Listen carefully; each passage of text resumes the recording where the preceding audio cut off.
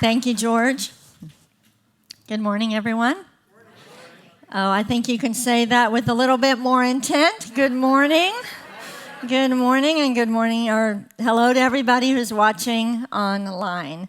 I thank you for being here today, and I want to thank all of our supporters who have contributed their time and their talents and their generous gifts to making Parkinson Voice Project a reality.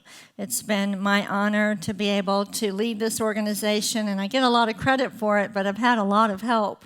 So thank you to everyone.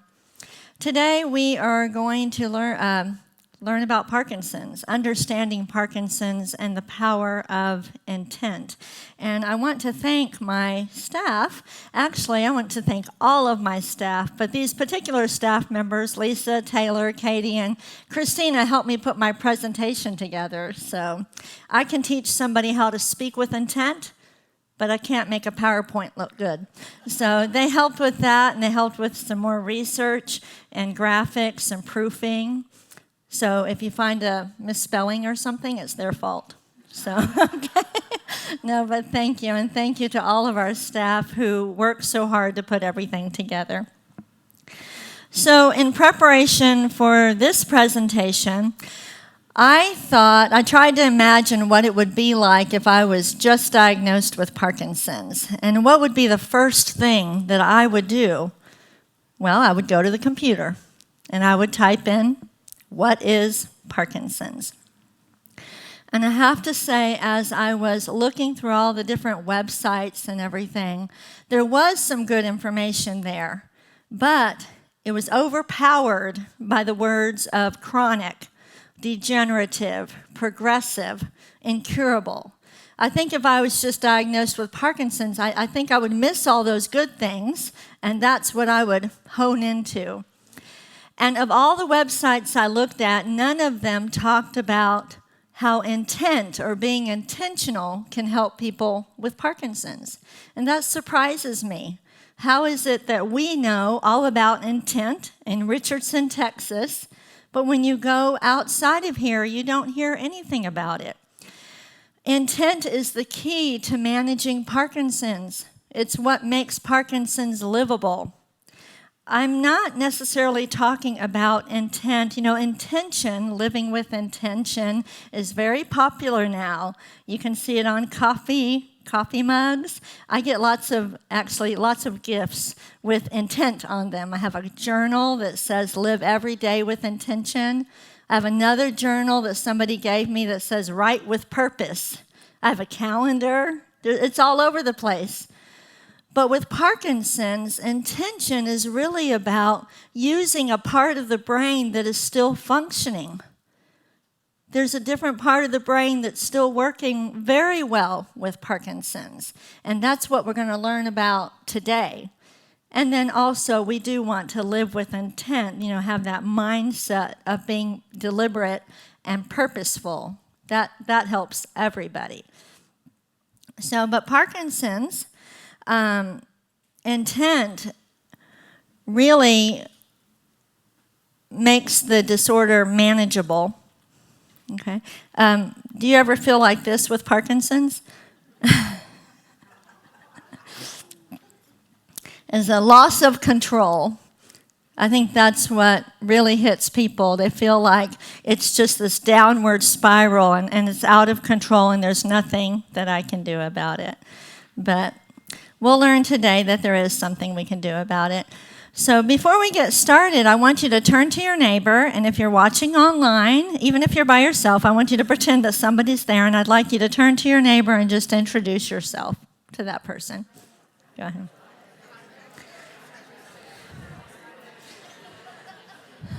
Okay, now I didn't say have a whole conversation. I just said introduce yourself, okay? That's what happens when you get the loud crowd together. And then you have a notepad with you and a pen, and I'd like you just to write your first and last name on that notepad. Everybody should have one with them. Go ahead and write your name on the notepad, your first and last name, and if you'll do that at home, that would be great too.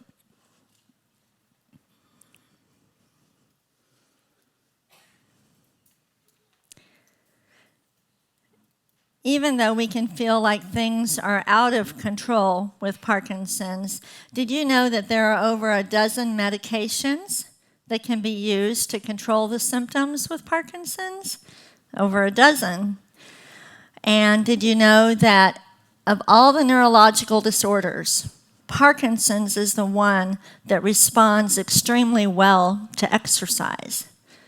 That's different from some other neurological disorders where exercise or intensive exercise may not be very good, but for people with Parkinson's, exercise is great. And then there are lots of compensatory strategies to help people with Parkinson's to manage different things in daily life. I first started working with people with Parkinson's in 1997 when I was working at a hospital. And I treated a woman, her name was Alice Rhodes. And this is when I realized that people with Parkinson's could get better. I hadn't treated anybody with Parkinson's with intensive therapy. And Alice Rhodes went through a month of therapy, and she did her vocal exercises twice a day. She worked really hard. I tried to be as mean as I could, push her as much as I could, and she was the first person that I had treated. And I want to show you what you're going to listen to her. There's a voicemail message. I had her leave me a message before we started any therapy. And then she would leave me a message every week. And so you will hear her voice before she started treatment, and then you'll hear it 20 days later. So let's listen to her voice. Was received at 9 a.m. May 4th. Okay. Hello, Samantha. This is Alice Rhodes. I'm calling you.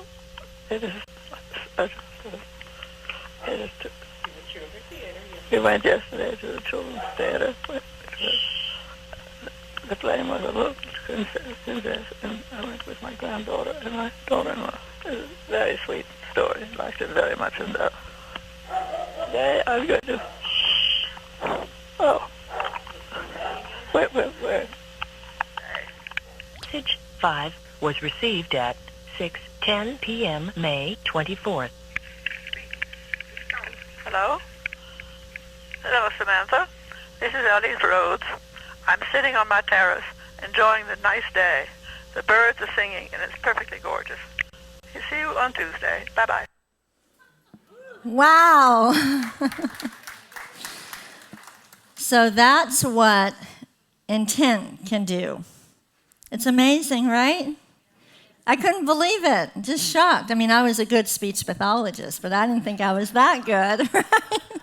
I mean, it's amazing. And I want all of you and all of you watching online to know the power of intention. Now, what I know now that I didn't know at that time is that people with Parkinson's can use intent and they can speak better and write better, but they're always going to have to put forth as much effort as Alice Rhodes did that 1 month. And as we go through the presentation, you'll understand why that's the case. So that's really the hard part. People can get better, but they have to work really hard and stay motivated to do that. But before we get into all of that, let's learn a little bit about Parkinson's. Parkinson's was first diagnosed in 1817 by Dr. James Parkinson. He was a family physician and a geologist. And he wrote an essay called An Essay on the Shaking Palsy. And in the essay, he described the symptoms of 6 men. 2 of them were his patients. The other men he had just seen casually walking on the streets of London. And he just started to pay attention to the symptoms. Now, we kind of take this for granted now in 2018, but in the 1800s, we didn't have any medications for Parkinson's. We didn't know anything about Parkinson's. He was the one that figured out that this person who has tremors on one side of his body actually has the same disorder as this other person who perhaps has stoop posture. He put it all together. I think that's amazing. He also noticed that the condition progressed very gradually, and in his essay he says, so slight and nearly imperceptible are the first inroads of this malady, and so extremely slow is its progress, that it rarely happens that the patient can form any recollection of the precise period of its commencement. And that's the way it is with Parkinson's. It's really hard to pinpoint when it first started because it's so easy to say, well, I'm just tired, or I'm stressed, or I'm just getting older. I thought this was a cute cartoon. It says, well, I always wanted to be one of the movers and shakers. I have Parkinson's. So this is a photo of the building where Dr. Parkinson lived in the 1900s, and then you'll see the building today, Hoxton Square in London. Did I say that right, Graham? Oh, okay, thanks. And there's now a restaurant on the lower floor called Bill's. And on the wall next to the door, it says, James Parkinson, physician and geologist, lived here. So I thought it might be kind of neat to go through the 6 cases that Dr. Parkinson noticed. Don't worry, it won't be too long. I'll try to keep it interesting. But it's interesting how you put all the pieces together. The first case was a 50-year-old male. He was a gardener. He had tremor in his left hand, and I'm sorry, that's not supposed to be left and right hand, just his left arm and his left hand.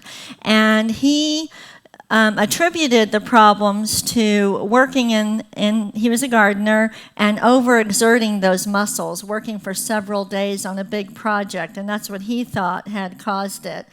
The second case was a 62-year-old male. He was attendant in a judge's office, and he had symptoms for 8 to 10 years. And all his extremities were affected, and Dr. Parkinson described that he had interrupted speech, not quite sure what he meant by that, maybe disfluency, and that he had a bowed body, kind of stooped posture, and he walked on the balls of his feet, and he used a stick to walk. And they say it like that in the essay. He used a stick. Now we know it's a cane, but it was a stick back in 1817. The third case was a 64-year-old male. He was a sailor, and he attributed his symptoms to being held in a prison for some time. He had a very athletic frame, as described by Dr. Parkinson, and he wasn't able to walk. His head was thrown kind of forward, and he could only run. And so he would use a stick every 5 or 6 steps in order to get his balance. And Dr. Parkinson described his body as also being kind of bowed. The fourth case was a 55-year-old male who had been experiencing symptoms for about 5 years, and he trembled on just one side of his body.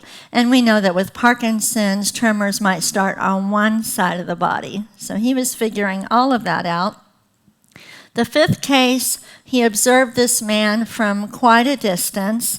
The way he describes it in the essay is that his attendant would hold on to him, stand in front of him with his arms on his shoulders, and he would move him backward and forward to try to get his balance. And then, when they were ready to walk, the attendant would jump on the side, and they would run, because he couldn't walk, he could only run, and they'd run about 20 steps, and then the attendant would jump back in front of him, put his hands on his shoulders, and get his balance again. And then they would do it again. And so that's interesting. And then the sixth case was a 72-year-old male. Hands trembled 8 to 10 years before. So the man said that 8 to 10 years before that his one hand started to tremble, and then it stopped completely. And then the right hand started to tremble. And then it progressed to the whole body, and his speech was affected. And the man attributed the issues to age, but he also described that 20 years prior, he had had this episode where he had very bad lower back pain, and he said, well, maybe that has something to do with it. So years ago, I found a copy of the essay in a historical library in Maryland. I was so proud of myself. That was like 1997 when I found it. But now you can just Google essay on the shaking palsy. So if you want to read it, and there's lots of information on the internet about Dr. James Parkinson. Now, it wasn't until 55 years after Dr. Parkinson wrote the essay that a French neurologist, Jean-Martin Charcot, came out, and he refined Dr. Parkinson's earlier description. He separated or differentiated Parkinson's from multiple sclerosis. Dr. Charcot is known as the father of modern neurology. He also discovered ALS, or Lou Gehrig's disease. And it was Dr. Charcot who recommended that the disorder be changed, the name of it be changed from shaking palsy to Parkinson's disease, for a couple reasons. One, he thought Dr. Parkinson should be recognized for his earlier work. He also recognized that not everybody with Parkinson's has tremors, so he didn't think the term shaking was appropriate. And Dr. Charcot was adamant that people with Parkinson's are not weak. He said weakness is not a symptom of Parkinson's. Now, if you have Parkinson's, or you know somebody with Parkinson's, you might be kind of curious about that statement that weakness is not a symptom of Parkinson's. You might say, well, I feel weaker, or he or she seems to be weaker than they used to be. But the situation is this. Parkinson's does not attack muscles and make them weak. And that's another difference between Parkinson's and other neurological conditions. Parkinson's is characterized by small movements, smaller walking, smaller writing, and a smaller voice. If I walk like this all the time, and it feels normal to me, what's going to happen to my leg muscles? They're going to get weaker. That's a big difference from the disorder causing muscles to be weak. The muscles in Parkinson's become weak because they're not being fully used. They're capable of moving in a normal way, but Parkinson's is characterized by smaller movements. Since I'm a speech pathologist, maybe we can talk about this in how we produce sound and how we speak. We take air in and we expand our lungs. We contract the muscles of the diaphragm, push the air up. The air hits our vocal folds and they start to vibrate. And then the air travels up and we move our lips and our tongue to form words. But for somebody with Parkinson's who has smaller movements, when they take the air in, they don't expand their lungs as much as the rest of us. When they contract the muscles of the diaphragm, it's a small movement. It's not like those without Parkinson's. So the air comes up, but it's really not quite enough force to blow the vocal folds apart the way that they're supposed to go. And then you end up with a weak voice like this. Not because Parkinson's attacked the muscles or they're atrophying, but because not enough effort was put forth. Okay? All right. So muscles become weak because they're not being fully used. Okay. Now, what causes Parkinson's? So that's one issue. We really need to understand that. Smaller movements. Parkinson's is characterized by smaller movements. Now, the next one is the depletion of dopamine. Parkinson's is caused when neurons that produce a chemical called dopamine die or become impaired. By the time somebody has any motor symptoms of Parkinson's, they've already lost about 80% of their dopamine. 80% by the time any symptoms show up. Dopamine is a chemical messenger. I like this little picture here. See how the information is being processed in the brain cell, and then the messenger is taking the information to the next one. Dopamine is a chemical messenger that transmits information from one neuron to the next for automatic movements, for producing smooth and coordinated automatic movements. It's very important to understand. Dopamine helps automatic movements. Here's another picture. You've got the brain cell taking the information, processing it, and giving it to the next neuron. Here's another picture. So here's two neurons communicating. Information enters the cell body, the dendrites, okay, a little sticking out, all right, travels along the axon, which fans out and passes the information to the next neuron. That's how our body moves. But if we look closely, look between the two neurons, and there's a gap. They don't touch each other. That's called the synaptic gap. This is where dopamine comes into play. Dopamine is released into the gap and acts like a bridge to help information get from one neuron to the next. That's why dopamine is called a neurotransmitter. Dopamine is released into the gap, and it helps information pass from one neuron to the next. But how much dopamine is lost by the time somebody has any symptoms? Oh, good, you were listening. Okay, yeah, 80%. So if 80% of the dopamine is gone, it can't transmit the information, and that means that affects all movements that are automatic, things that we don't think about, things we do, things we do without thinking about it. Now, here's a picture, a very simplified picture of the brain. Information travels from the cortex down to the brainstem, from the top to the bottom. This is the automatic motor system, also known as the extrapyramidal system. You see all the green lines in there. So impulses travel down, and they stop for the automatic motor system. The impulses stop at various structures. Do you see it? Okay, now look down at the bottom where the little purple is substantia nigra. That's where dopamine is produced.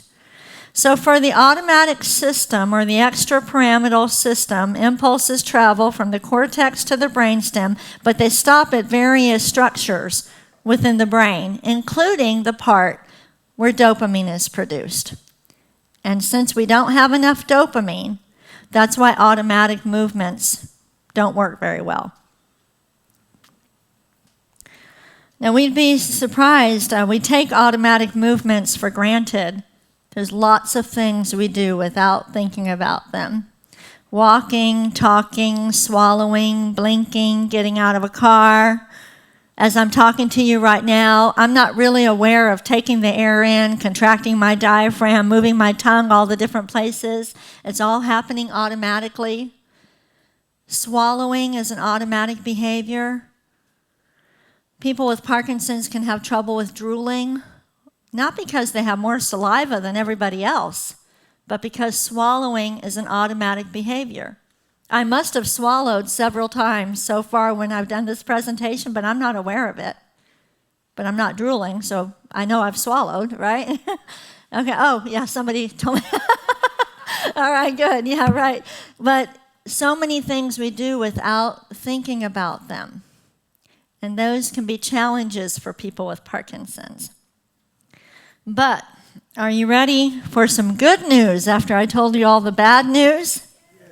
Oh, say that with intent. Yes, yes. Okay, we need to hear some good news. So here's the good news. Humans have two motor systems. You have a backup system. There's the extrapyramidal system, which is the automatic system. And the pyramidal system, I wish they would have given that, needs a different name. But anyway, intentional system. You have the automatic system and the intentional system. Look at the difference between them. Both of them, impulses travel from the cortex to the brainstem. They both start and end in the same place, but it's how they reach their destination that makes them different. The automatic system, you've got the impulses stopping at various structures within the brain, including the place where dopamine is produced. But in the intentional system, it goes straight down. It's a straight shot. It does not bother to communicate with the substantia nigra where dopamine is, and that's why Alice Rhodes was able to produce clear speech. She activated the pyramidal system. Now, the other part was she did a month of therapy and she got her muscles stronger. You see, you can't just activate the pyramidal system if you've been walking and getting weaker and weaker or using a softer voice. You could, short term, you might be able to say, hello, for a little bit, but you'd get tired pretty easily. So you've got to do the exercises to get everything stronger and then use intent. Dr. Boone, who is the one who helped us to develop our Speak Out program, he's really the one who taught us all about intent. In 1997, I knew how to help somebody produce a stronger voice, but I didn't really understand all of this.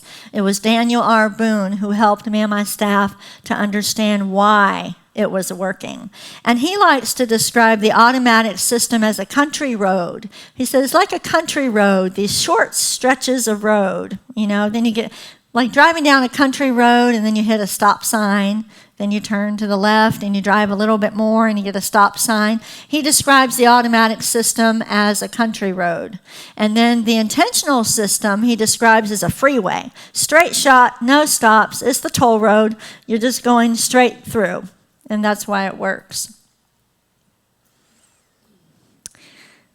So we're going to talk about, let me show you this video right now that compares automatic motor system with intentional motor system. This is actually taken from our online Speak Out course, just a little clip from the course.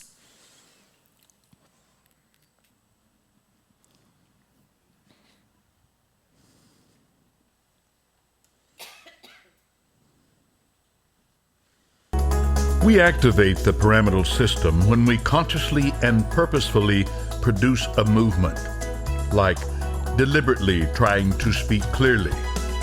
At Parkinson Voice Project, we call this speaking with intent. When people with Parkinson's talk, walk, and write with intent, their speech sounds clearer, they stand up straighter, and their handwriting becomes more legible. All of us, whether or not we have Parkinson's, have used intent throughout our lives. Consider these examples. Think about your last job interview. Did you make a conscious effort to smile and make good eye contact? Did you purposefully sit up straight and speak clearly? Whether or not you were aware of it, you were probably using intent. What about driving? Is driving an automatic behavior or an intentional one? Have you ever driven somewhere and suddenly realized that you weren't paying attention, but arrived at your destination anyhow? You were probably using the automatic system. But have you ever driven down a highway when suddenly you got caught in a downpour? Did you turn off the radio, put both hands on the wheel, and lean forward just a bit? You shifted from the automatic system to the intentional system, from the extrapyramidal to the pyramidal. What about when you exercise? Do you find yourself working hard to swing your arms when you walk, lift your knees higher, run faster, do sit-ups or push-ups with more effort? This is intent. So intent is so powerful for people with Parkinson's because we already know how to do it. We've been doing it all our lives. And it talked about the first job interview and also driving. Yeah, did y'all think that driving was an automatic behavior or intentional? Automatic? Yeah, lots of times it is automatic, yes. Until I get on the freeway in between an 18-wheeler and a concrete barrier, and then I've shifted to the intentional system. We can also look at it in terms of sports. Think of this. So a 4-year-old learning how to dribble a ball, is it automatic or intentional? Yeah. Right? And what about a professional ball player dribbling down the court? Automatic.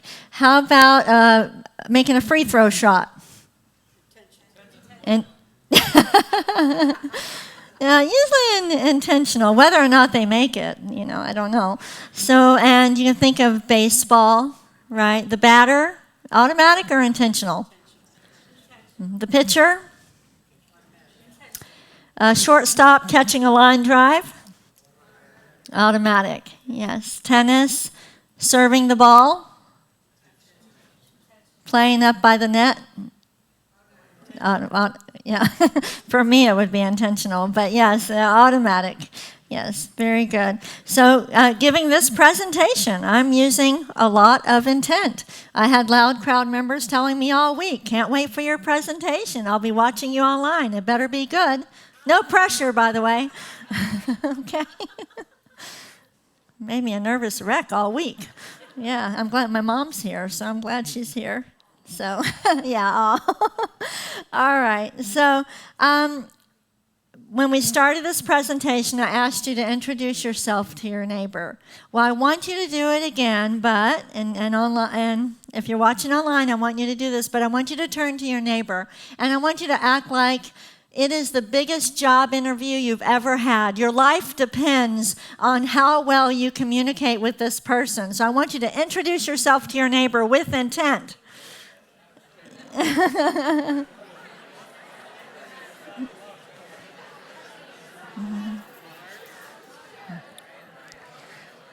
Okay, loud crowd. Again, not a conversation, just introduce yourself, okay? I like those intentional voices. And now I want you to take your notepad and your pen, okay? Your life depends on somebody being able to read your handwriting. I want you to write it big. Act like you're filling out addressing a wedding invitation or something, okay? Write your name with intent.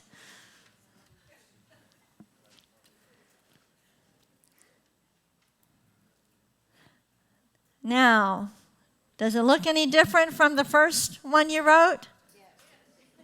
A little bit?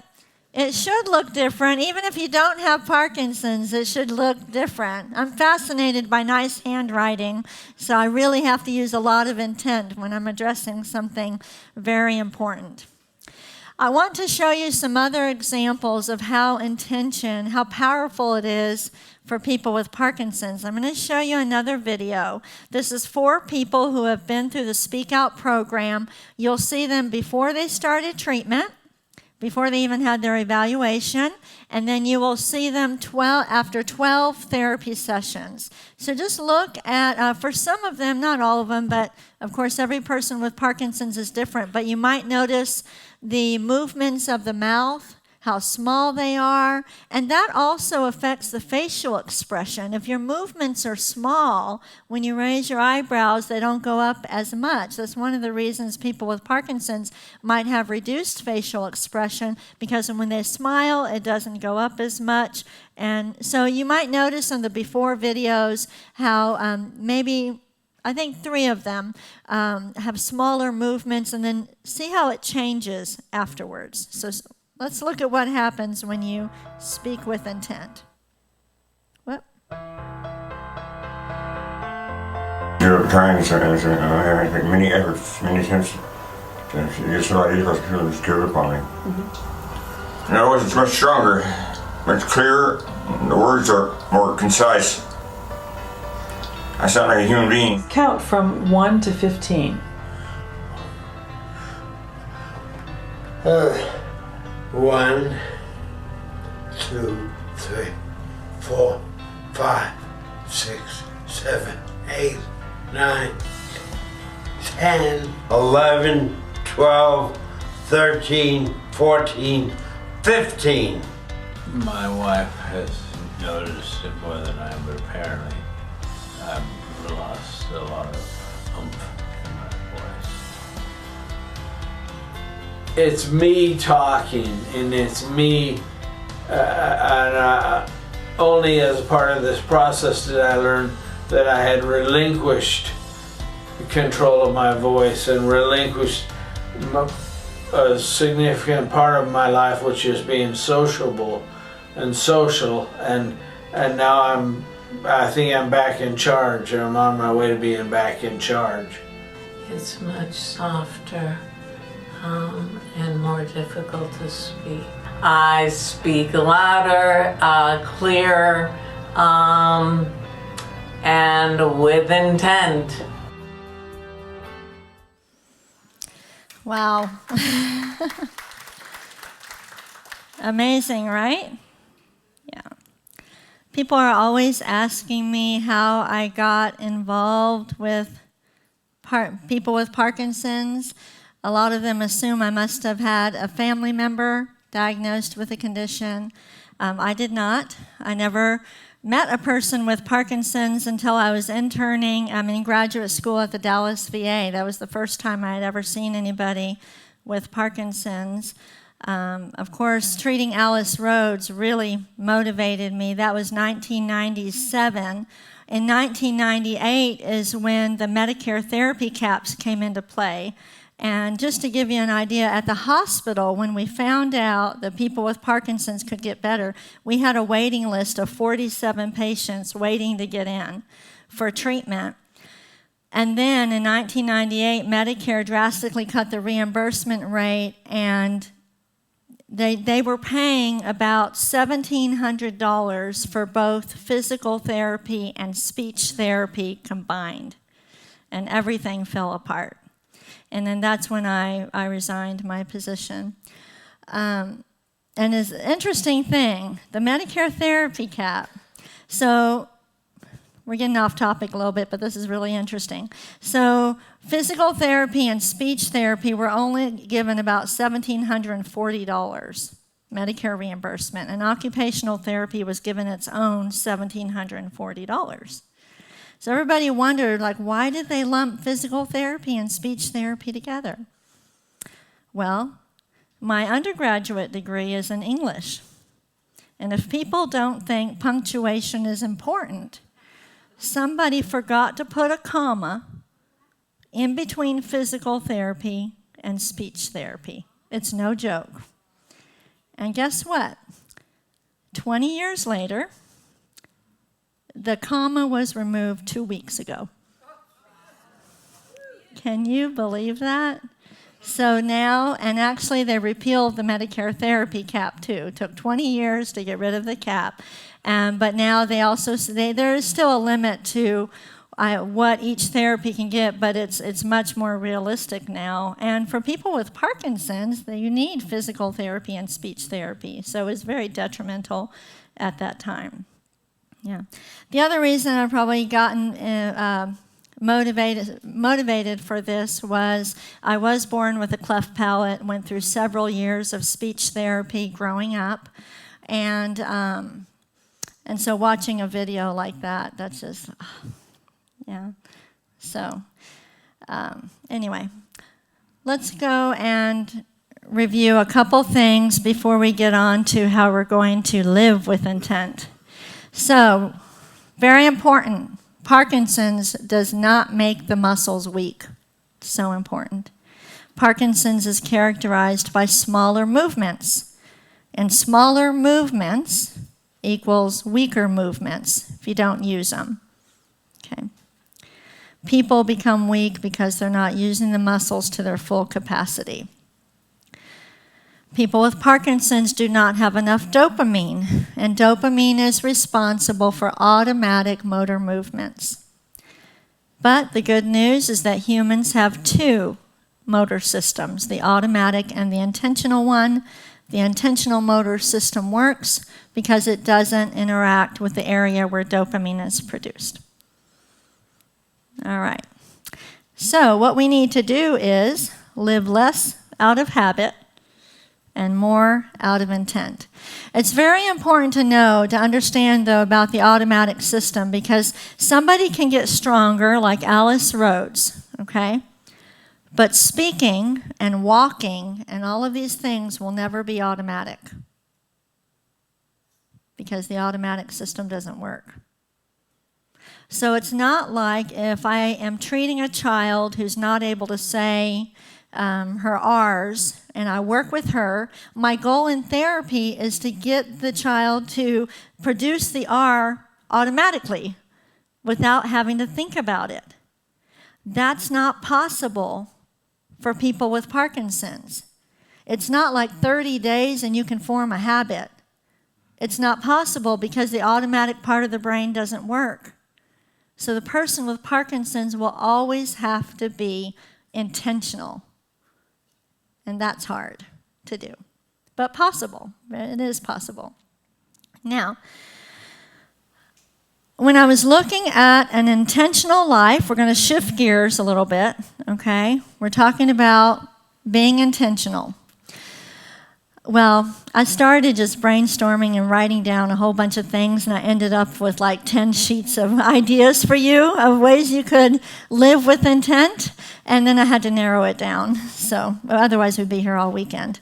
So this is what I tried to focus on. I wanted to consider these challenges for people with Parkinson's. Slower movements, smaller movements. If the movements are still small, we're going to get weak. People with Parkinson's can have a slower processing speed, just like they have slower movements, slower thinking. They can have challenges with attention, multitasking, and decision making. Now, I'm a doer. I like to take action, okay? And I like to think of ways that if I do this one thing, all these other things are going to happen, okay? Those of you who are in the loud crowd and my staff, y'all know that that's how my brain works, like that. So I tried to think of things, what could we do that if you did them, it would have a trickle-down effect. It would have a domino effect and affect a lot of other different things, because it's hard to do everything. Stress exacerbates the symptoms of Parkinson's. Stress exacerbates the symptoms of Parkinson's. If you have a tremor and you're stressed, the tremor will be more pronounced. If you have stiffness and rigidity, it will make it worse if you're under stress. If you're late to the airport and you're trying to rush and your spouse is going, come on, come on, come on, you're like frozen. Okay, stress makes everything bad in Parkinson's. So my suggestions have to do with reducing your stress that will have this trickle-down effect and help you. So I like this little cartoon. According to the latest research, the average human body is 20% water and 80% stress. That's for all of us, even if we don't have Parkinson's. So this is what I was looking for. If we've got slower movements, I'm looking for things that will make the movements faster. I'm looking for things to be easier, more efficient.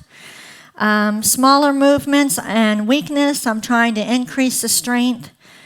I'm trying to combat the slower processing speed by doing things that require less thought, less steps. If we have decreased attention, then we want to reduce the distractions. We want to try to minimize that. Difficulty with multitasking, reduce the number of steps. And decision making, we need less choices, less decisions. We can reduce our stress when we have less distractions and less decisions. So, this is what I put at the top of the list, managing your medications, because you know what? If your medications aren't working, you're going to be slower, and it's going to affect every other thing you do. Medications need to be top on your list. I'm going to encourage you to only use one pharmacy.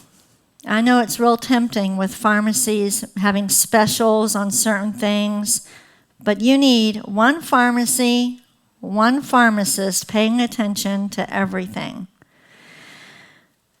How many of you in this room know the name of your pharmacist?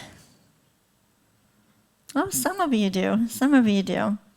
So important. I was thinking about this. You spend $300 to $1,000+ every month on medications.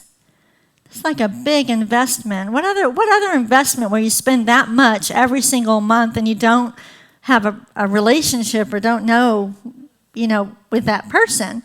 Now, it's interesting. I did a little exercise getting ready for this. What I did was I Googled pharmacies, and I picked 3 of them, and I made a phone call to them to try to see if I was trying to pick a pharmacy, which one would I pick. And it's really interesting. You really need to shop around for a pharmacy and find one that's going to care about you and offer services that are going to be beneficial to you. One of them kept me on hold for 25 minutes after I listened to the automated thing. And then I asked them a question. I told them basically, I said, I have a family member with young onset Parkinson's, and we're looking for a pharmacy. And I said, could you tell me, would it be possible for us to bring in all her medications and sit down with a pharmacist to go through everything? And the person who answered the phone said, well, yes, we'll bill your insurance for it. And I said, well, she's not old enough to be on Medicare, and her insurance isn't really good. Would you do that anyway? Oh, I don't know. Let me ask our district manager if we can do that. I was like, well, we're willing to pay for it. What would it cost? And she was like, I really don't know. We've never done that before. So I said, well, could you call me back and let me know? Yes, they never called back. The other one, same thing. Okay, I didn't have to wait as long. I waited about 5 minutes on hold. And then they said also, we'll sit down with you with your medications, but we bill Medicare for that. And I said, well, what if we don't have insurance? What could we pay? What is the charge for sitting down with you to go over the medications? And she said, I don't know. We've never had anybody ask us that before, which tells you how often people are actually sitting down with their pharmacist. The third one I called, and I'll go ahead and tell you who it was because I was pretty impressed by them.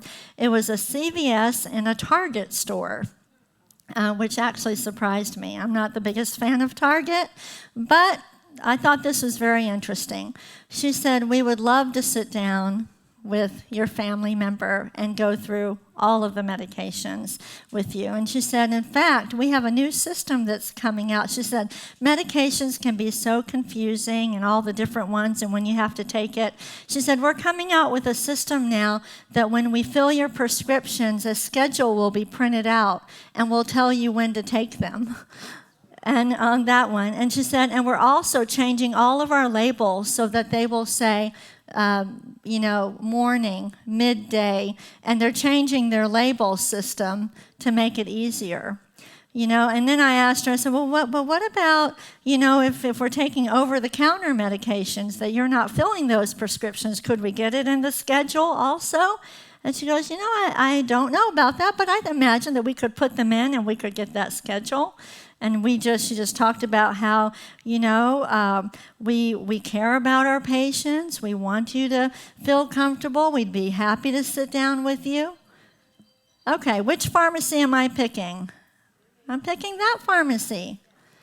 I really encourage you to do that and to get to know your pharmacist. Your pharmacist should be on your Christmas card list. You should be taking cookies to the pharmacist, right? It's so important. I don't want to say that just because we take them cookies, they're going to treat us better. But you know what? The other day, I go every morning to Einstein's and get a cup of coffee. And the other day, I just decided to start talking to the woman who hands me my cup every single time. And I found out all about her family, and she's from England and everything. And now whenever there's a long line and I walk in, she hands me the cup and bypass everybody else in the line. Now, I don't know if it's because I talked to her, but maybe, because it's not that she likes me more than anybody else, but she recognizes me maybe when I come in, right? So it's so important. We call this a brown bag review. You want to do this with your pharmacist. Like I said, taking your medications there, but brown bag, throw everything that you take in there, all supplements, everything. Let them look at everything. One suggestion I found online that I thought was kind of obvious, but not really. Have you ever asked your doctor, do I need to be on these medications? All of them? I know I've been to the doctor with someone before, and he asked, and he goes, well, actually, you don't need that one anymore. I'm like, well, thanks. That was $400 every month I've been spending on that medication. How about asking your doctor once a year, will you look through my whole list and see, do I really need to be on all of these medications? Would that reduce your stress? Not having to be, if there was even if they could reduce it by one, save you $200 a month? That could be a big deal for a lot of people. Again, we're trying to make things easier. If you didn't have to, we need less distractions. We need less distractions. One less pill could be less distractions. Less money, less stress, less attention. Ask about common side effects. There's a cartoon. Look at this one.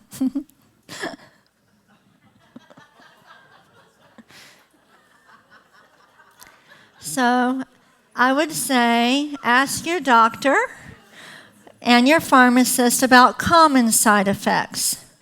You know, I don't know, I'd say get away from reading those pieces of paper that they print out and everything that will scare you. When we had our lecture on pharmacological management of Parkinson's, the pharmacist recommended that you ask, what are the most common side effects? What can I expect? She also said, make sure to ask, how long should I take this before I might see some results? Does it take 10 days? Does it take a month? Does it give you an idea? Okay, what should I be looking for? Do you ask your doctor that? And then I think it's very important, prepare your meds. Somebody in Loud Crowd the other day said they had an organizer that was for 2 weeks. I mean, I guess you can buy 2 one-week organizers, but she had one for 2 weeks. Would that keep you more organized, reduce your stress, if you were to organize everything for 2 weeks and you had it all set? And if you had some little organizers to take in your pocket, think about it. We need to reduce distractions. Now, this one right here is very important, and I'm going to show you this. This list was given to me by Dr. Shilpa Chitnis, who's on our medical advisory board. Look at all the different medications that are available to treat Parkinson's. And how many different strengths or different types of medications are within each one. We know with carbidopa, levodopa, we have how many different ones? 4 or so? If your doctor prescribes medication to you and you don't take it as they prescribe it, let's say that they try you on, I don't know, I'm not a doctor, but Cinemet and Mirapex or something, and they tell you to take it at this time, but you don't take it as they prescribe it. And you don't write down when you change it up or so, you don't write it down. And you forget it when you go to Loud Crowd, and you waited too long to get your prescriptions filled, and now the pharmacy doesn't have it, and they won't have it for 3 days. So you start cutting them in half and rationing them, okay? And then you go to the doctor and you say, I'm not any better. How is the doctor supposed to figure out what to do next? Whether to increase the strength, add another one, if they don't know how you've been taking the medications. This is so important. They're not mind readers. They can't figure out which combination. Every person with Parkinson's is different. Just like we saw when Dr. Parkinson was looking at these 6 different cases, they were all different. And everybody with Parkinson's is different. Michael J. Fox says, if you've seen one person with Parkinson's, you've seen one person. That's it. How is the doctor supposed to figure out what to prescribe to you if they don't really know how you've been taking the medications? So if you change it up, then write it down and keep a log of how you've been doing it.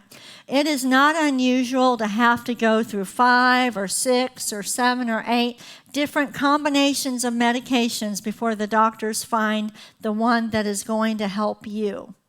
But you can help them. You can make that process faster if you will write down exactly how you're taking them, especially when you're starting a new one, to help them figure it out. Because how do they know whether to reduce it, increase it, add another one? I can experience this when people come in, Loud Crowd members come in for their 6-month refresher. They go, my voice is not as good as it used to be. And I'll say, well, have you been doing your exercises? And they go, yeah, I'm pretty good about doing my exercises. I say, okay, so you do your ahs, yeah, glides, yeah. You do the warm-up, yep. Do you do the reading? Oh, well, no, not really the reading.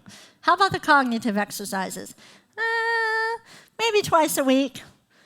Okay, well, see, we purposefully ask all these questions. And how loud are you doing these exercises? Are you reaching 80 decibels? I don't know. I don't use a sound level meter. I don't want to add on new speech exercises or send you for a swallowing test and add on more therapy and more swallowing exercises if you're not doing the basics first. See what I mean? It's the same thing. That's why when you come in for your refresher, we're trying to figure out. Because for most people, in terms of the speech, if they just do the basic, they'll be okay. So we don't want to add on more things. And it's the same thing with the doctor. You don't want to add on more medication. So that's my big suggestion there, to help them figure it out. And then also, you want to be treated by a movement disorder specialist if you have one in the area. Movement disorder specialist is a neurologist who has specialized training in movement disorders. A general neurologist treats all different kinds of disorders: stroke, seizure, headache, traumatic brain injury, Parkinson's, multiple sclerosis. How are they supposed to keep up with all of these medications and know what to do? It's not possible we're human. They can't do it. So if you're watching online and you don't have a movement disorder specialist in your area, then when you call and make an appointment with a neurologist, ask them what % of your patients have Parkinson's. That will help you a little bit. If you ask them and they go, I don't know, 1 or 2. I think we saw one last year. Well, you don't want to go to that doctor, but maybe you could try to figure out and do some research. Be proactive in your management of your Parkinson's. Try to get the best care you can and ask questions. So if you work on all those things with the medications, your movements are going to be better, your processing is going to be better, you're going to have less distractions, less choices, less decisions, all of that. All right, next on my list, my top list for how to help live with intent. Physical therapy, occupational therapy, and speech therapy need to be a part of your life, everyday life. Doesn't mean that you're going to therapy every day, but you're doing the exercises that you learned in therapy every day. And I don't know if people really realize this, because sometimes I might see somebody and they'll say, I'm having more trouble walking. I'll say, when is the last time you saw a physical therapist? Oh, I go to the dance class, or I go to the group class. And I say, when did you see a physical therapist by yourself? Oh, I did. I went through the big program 3 years ago. Okay? It doesn't work that way. Remember we said the automatic system isn't working. It's never going to be automatic. You're not going to have carryover. It's not possible because that part of the brain isn't functioning right. And if you take smaller movements, you're going to keep getting weaker and weaker. So I'm going to show you the treatment model that we use here at Parkinson Voice Project, and it's the same one that you want to use for physical therapy and occupational therapy. Someone comes in to see us, and they have an initial evaluation, and we do, 3 or 4 weeks of intensive treatment, and they get stronger. See how they got stronger? Think of Alice Rhodes. Think of the four people you saw in that video. They all got better. But it's not going to be automatic. So, after they finish therapy, and after you finish physical therapy or occupational therapy, you want to do exercises every day. You want to block out 1 hour a day for all 3 therapies. You don't need more than that. 1 hour a day, 15 minutes on your voice, maybe 15 on occupational therapy, and 30 minutes on physical therapy. All right, at home. then, and you do your exercises, then every 6 months go back to the therapist and have a reevaluation. Physical therapy, occupational therapy, speech therapy. Don't let it go longer. 6 months to check in with them every 6 months. Some people should be checking in every 3 months, but every 6 months is pretty good. Do you see this diagram where, so the person got better, and then it went down a little bit, but it didn't go all the way back down to where the initial eval was. It just went down a little bit. Then they come in for the evaluation, and maybe we say, you know what, let's do 3 sessions. Let's get you, you've gotten off track, you've gotten off routine. We know it's hard. It's hard. We can't be perfect all the time. Come in and check. Let's do a few sessions, get you back on track. All right, then you continue with your home program, an hour a day of PT, OT, speech. Then maybe it dropped a little bit in 6 months, but we bring it right back up. I have people, George Candler, our MC today. He went through treatment originally in 2007. Let's hear your voice, George. Why? Okay. He has a beautiful voice, right? He has a beautiful voice. It's been 11 years because he sticks with the 6-month reevaluations. You never want to let it get away. You're holding on to it. I think of like a life preserver, okay? You're out in the middle of the ocean. How long can you tread water? Okay, how about if you had a life preserver and there weren't any sharks around? How long could you make it? A long time. Think of physical therapy, occupational therapy, and speech therapy as your life preserver. I'm showing you. I'm throwing it out to you. And when you don't do your exercises and you don't come back for your reevaluation, it's like you're throwing it, let me just go ahead and tread water.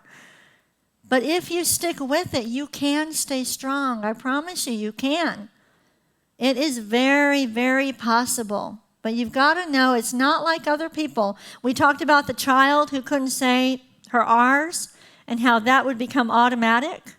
It will never be that way. So you can't say, it's not like if your spouse goes through physical therapy for a bad knee or something and then they finish and they're done.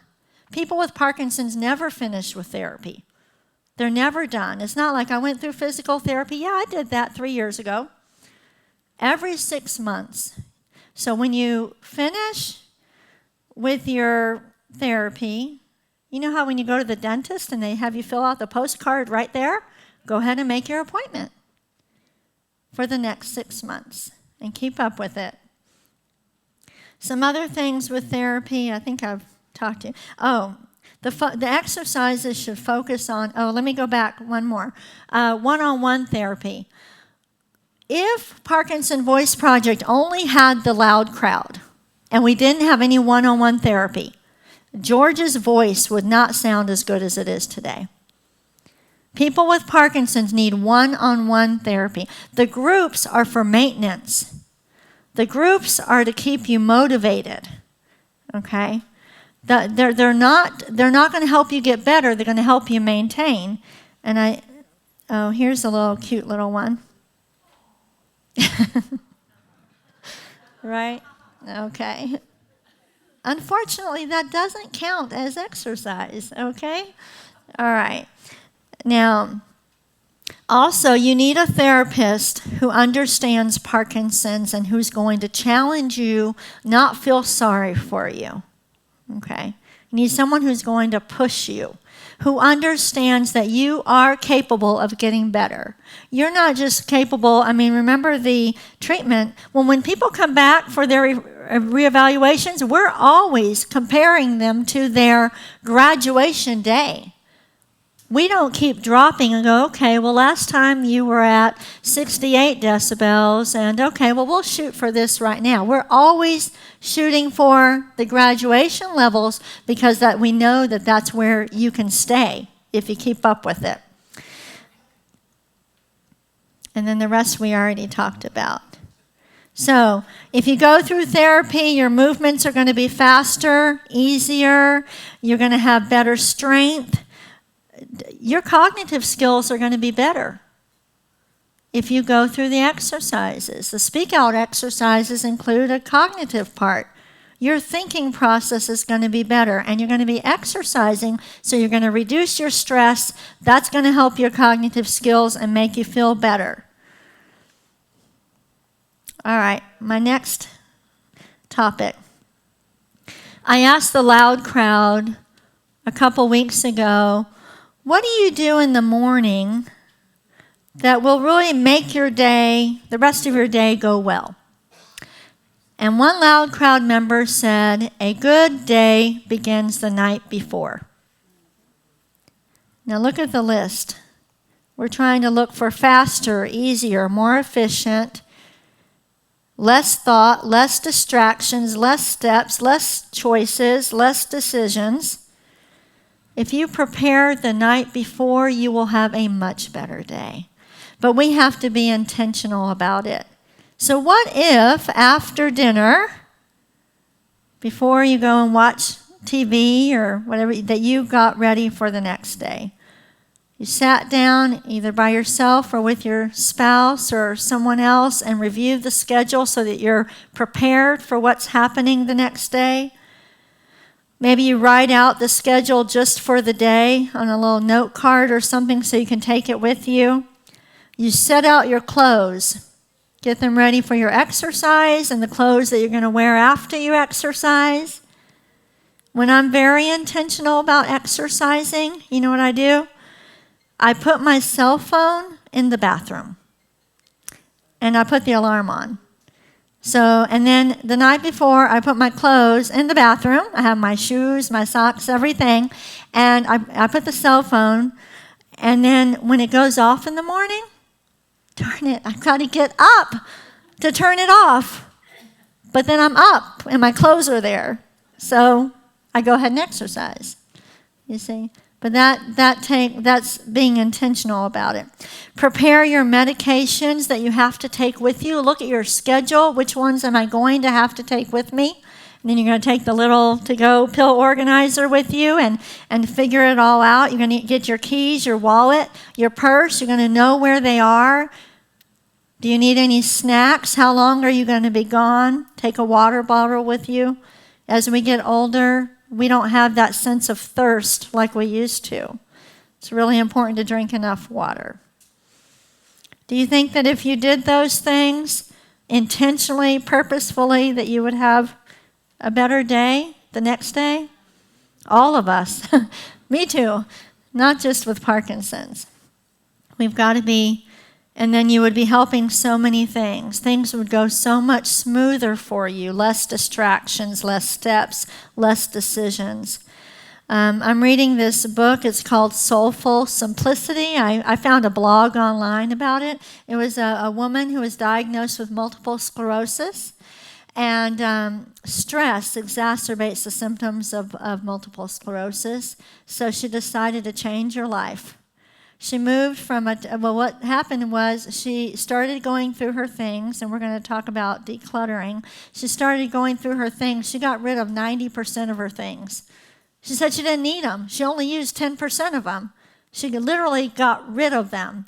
She got rid of most of her clothes. She said, I only wear these things. Every week I'm wearing the same thing. She got rid of them. She said, less distractions, less decisions. After she got rid of 90% of her things, she got rid of her house. She didn't need it anymore. She moved from a 2,000 square foot house to a 750 square foot apartment. And she said she knew that she made the right decision when one Saturday morning her husband leaned over and said, guess what I'm not doing today? I'm not raking the leaves. I'm not mowing the lawn. Do you want to go for a hike? There you go. It's interesting. Less decisions, less distractions, less stress. So decluttering our life, giving away items that you haven't used in years. I know for some of you that's going to be impossible. I'm married. I know how it is. And that's why I'm grateful for hunting trips when he's gone. So just going to say, all right? You understand what I mean by that, right?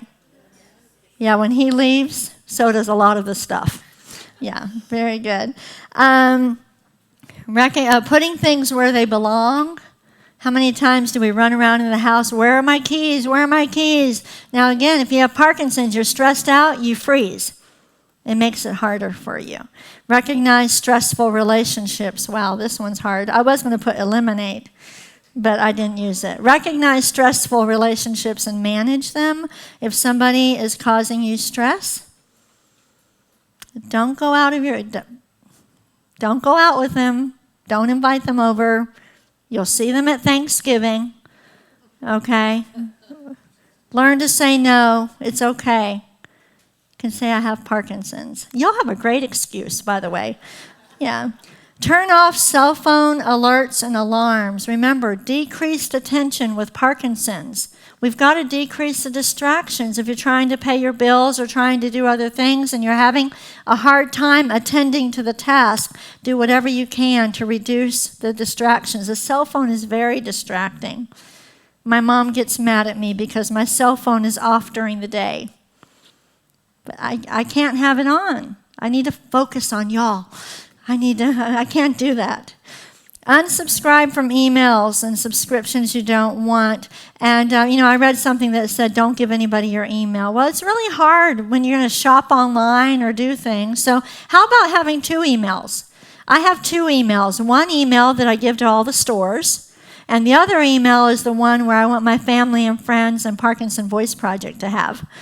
Okay? But maybe a second email where you dump all that others, because they're going to sell your mailing list to other people. You're going to buy one thing, and next thing you know, you've got emails out the kazoo. Have a second one to dump all that in, and just once a month, just hit delete. Okay, so that you can find, again, less distractions, less decisions. This is what we're trying for, equals less stress. You're going to miss appointments, miss reminders from the doctor, miss the Parkinson Voice Project newsletter about today's lecture if you have too many other emails coming through there. I like this. Organized people are just people who are too lazy to look for things. And then I thought this was nice. Whenever you say yes to anything, there is less of you for something else. Make sure your yes is worth the less. All right. We're running out of time. We talked at the beginning of this talk about how looking for information about Parkinson's online can really be kind of depressing. You feel hopeless when you see it. This is a great resource. Go to the Davis Finney Foundation's website, order their manual, Every Victory Counts. There is such good information in there. They'll send it to you for free. They also use Pay It Forward, so send them a donation afterwards. But the manual talks about everything, but it's all in a positive way. Their foundation is all about living well today with Parkinson's. They have good, useful information in there. You will love the manual. We have one in our library if you want to look at it first. That's a good resource. On our website, we have our Parkinson's information session. It's right on the homepage. If you click on that, it's a 14-minute video that you can share with your families to learn about the difference between the automatic and the intentional and the loss of dopamine. It'll be a great review for you. And at the end of that video is step-by-step plan for living with intent. Over 60 suggestions from our loud crowd to you to help you learn how to live with intent. I do want to mention that dopamine is responsible for our motivation and drive. This is very important for you to know. So people with Parkinson's can get stronger. They respond very well to exercise, but they're not motivated to do it. It's a big problem. Please recognize the difference between apathy and being depressed versus not having enough dopamine, not having the chemical that we need to motivate ourselves. So we need, this is why the loud crowd is so important. We need support, encouragement. We need to exercise together. I love this. This is a support group for socks without partners. And he says, the last thing I remember is being thrown into the dryer, right? Some of our loud crowd members say, misery loves company, right? We have 170 loud crowd members that come to group every week. Find a support group, exercise with your family. I have one more video to share with you. This is Eleanor. She's been in our program for 6 years.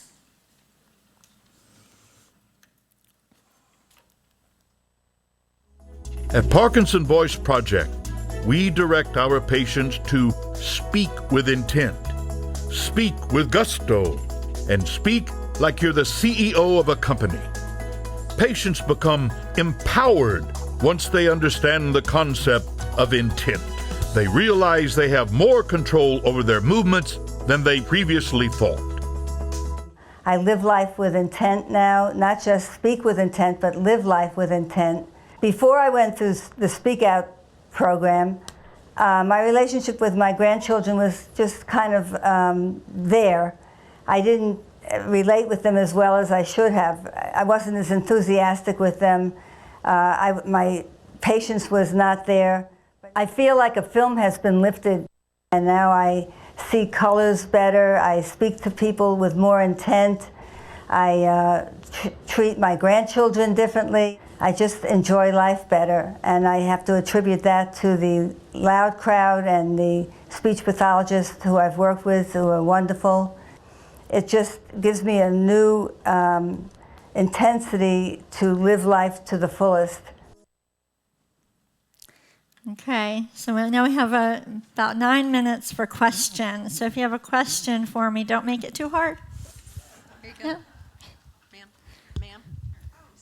I'm talking to the microphone. Thanks for your presentation. Great. Good. Is it possible that we could, through email, get a copy of your PowerPoint presentation? Yes, what I'm going to do is if you go to our website under Education and Events, okay, Education and Events, all of our past lectures are there. We record this, and then we're going to post it about 5 days later. Okay, by next Friday it'll be up, and I will put my PowerPoint there. So if you'll just give me till next Friday, the video will be there, and I will put a document there, and I'll put my PowerPoint so you have the medications too. Yes. Is there any time of the day for your exercises that you see has a better result, a quicker, a better return for the individual? Is it morning, noon, nighttime? What's your recommendation? I would say in the morning. In terms of the speech, the voice is always better after we've warmed it up. You have to think of yourself like a professional voice user. You've got to warm up your voice. I have some people say, yeah, I did my exercises right before I went to bed. Well, your wife doesn't want you to speak with intent in the middle of the night. But in the morning, and it's always best to put them with something you do every day. So if you have coffee every morning, maybe no coffee till you do your exercises. That would be a way to motivate. Drink your water, do your exercises, and then drink coffee. Yes. One other kind of a funny question is, yes. With Parkinson's and reduced motion, reduced movements, isn't that kind of a better fix than taking Botox? That is true. Okay. Yes. Go ahead and talk into the microphone, please. Hello, my question is, breathing, is that an intentional or automatic? So breathing is not considered a motor movement like we think. That would be pretty bad if we had to intentionally breathe and make our heart beat. So it's different from that. Yes, thank goodness. Yes, let's wait for the microphone. When you speak of working at home, I understand the physical and the speech. What would you consider an occupational? So occupational therapy is upper body, although some physical therapists work, both on the lower body and the upper body. But occupational therapy would include working on your writing, buttoning things. They probably, if you went to occupational therapy, they'd give you some things to make bigger movements. I've heard of people saying, before I write, I go like this, and then I can write better. Before I get out of bed, I kick my legs and I kind of get everything moving. But occupational therapy is usually activities of daily living. Also, if you don't know it, you can arrange to have an occupational therapist go to your home and do an assessment and make recommendations to make your home safer. And I believe that's something that's paid for through insurance, so you can do that. But anything with the hands, fine motor coordination, therapy that's going to help you to button your buttons and brush your teeth and shave and get dressed yourself. They can also make recommendations for different kinds of shoelaces and things like that. But you got to exercise those muscles too. If you can button your buttons better, or you can do write better, then that's faster. That'll make things easier for you. Yes. I had been diagnosed with Parkinson's like 3 weeks ago. Yes. When do I know when do I have to start therapy, or how soon I should start that? So as soon as somebody is diagnosed with Parkinson's, I would say have an evaluation. At Parkinson Voice Project, we will not treat anybody if you don't need therapy, but it's nice to have a baseline so that then you can compare for later. So I would do the evaluation right away. 90% of people with Parkinson's, just in terms of the speech, have difficulty speaking and swallowing. 90%. The main cause of death in people with Parkinson's is aspiration pneumonia, food and liquid going down the wrong way, making someone sick. You don't want to take that risk.